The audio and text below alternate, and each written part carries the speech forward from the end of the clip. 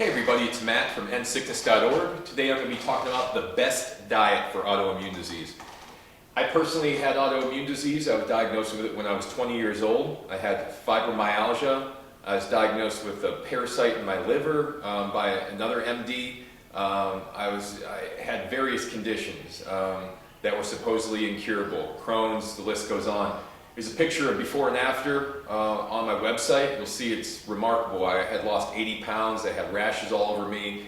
I was reacting to all but 6 different foods. I was unable to go to the bathroom for 2+ years on my own. I had to use enemas. It was extreme, very extreme. In addition, my daughter, when I got custody of her when she was 18 months, she had extreme mast cell and autoimmune issues. Her autoimmune markers were through the roof. She was reacting to all kind of various foods, reacting to various things in the environment, even had seizures later on. Just a very, very severe case of reactivity where she was extremely reactive to environmental cues when I was more a food reactivity thing.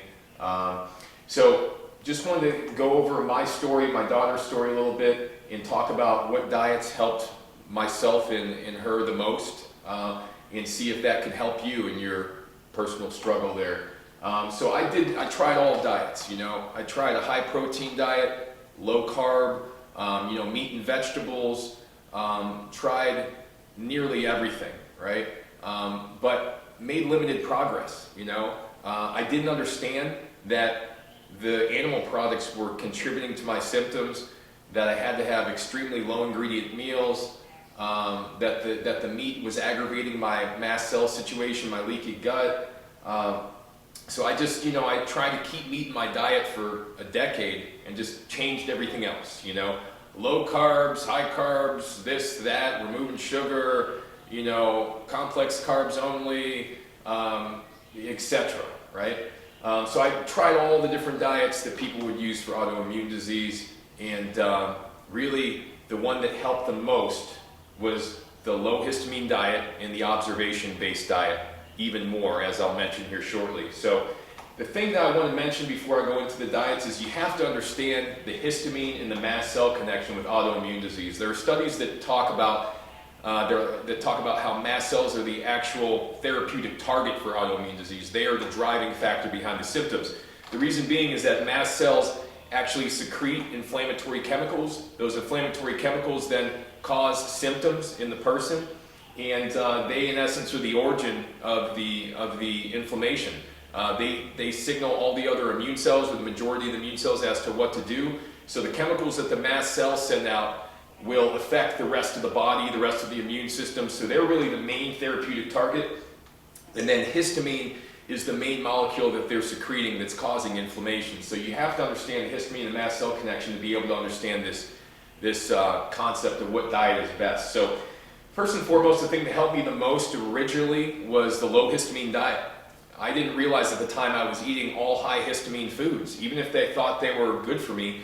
Nuts, avocados, bananas, meat, cheese, eggs, all these things I thought were healthy foods at the time were actually high histamine. So initially I started to reduce the histamine, the amount of histamine in my diet, and that did help a lot, considerably. It reduced a number of the unexplainable symptoms that were up and down that would come after I eat. Very critical to get in control over my symptoms in my stomach, my immune system reactions, all the histamine reactions, all the stuff that was chronic that was hard to get rid of. The low histamine diet helped me with at least 2/3 of that, to really, really reduce my symptoms dramatically, okay? The reason the low histamine diet is so critical is because when histamine levels are elevated in the body, inflammation is elevated, genes start to get upregulated or downregulated. There's different transcription factors in the body that become imbalanced. Your regulatory T cells become imbalanced, your mast cells become overactive, and they start overpopulating. So high histamine in the body causes lots of issues, okay? So you have to understand the histamine and the mast cell connection to really be able to understand how to eat properly with this. So low histamine diet was critical, but there was a plateau with it, okay?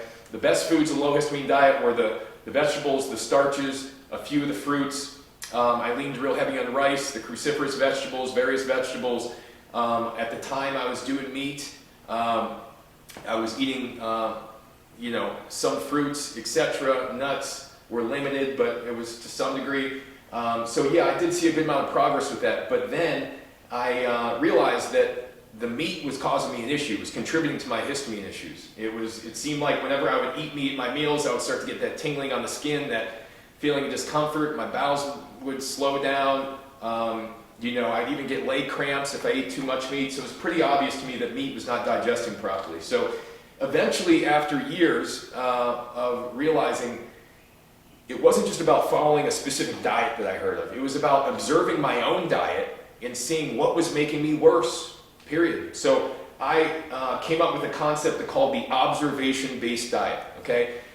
For the observation-based diet, what you do is on the left-hand side of a piece of paper, you write down everything you ate, all your supplements, whatever you took. On the right-hand side, you write down your symptoms after each meal or in between each meal. Anytime a symptom shift, then you write down what happened with the symptoms on the right-hand side, and then you start to connect the dots. Connect what you ate on the left-hand side with how you felt on the right-hand side. And if you keep your ingredients limited, it starts to be easier and easier to figure out what's actually causing the issue. In addition to the observation-based diet, the rotation diet and the elimination diet, those concepts were very critical. The concept of the elimination diet is that, and there's lots of studies on almost every condition out there. You can type in elimination diet study afterwards, and you'll see that there's a lot of progress that's been made for everything from ADHD to histamine issues to mental health issues to chronic autoimmune issues, and that has all been tied to this concept that there's certain foods that don't work well with people, and they trigger inflammatory symptoms or immune symptoms. That then triggers this cascade of inflammation, which leads to their symptoms. So the observation-based diet is about observing what you're eating, once again, and seeing how you react to it. You got to write this down on a piece of paper in a dietary log to be able to figure it out.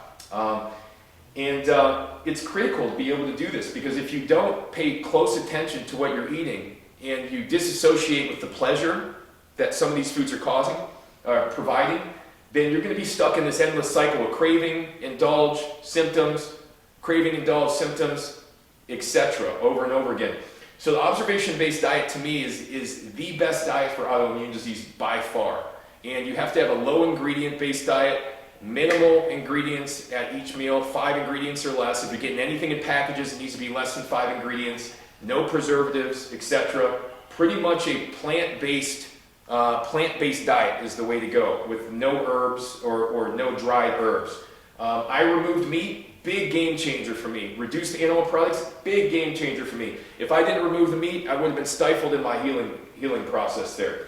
The low histamine lifestyle concept, okay? Histamine is released from a lot of things. It's from excessive heat, exercise, stress, foods, environmental irritants, things you're inhaling, medications, supplements. You have to embrace the concept that all of the things you do have to calm the immune system down, or they'll make it worse in this situation.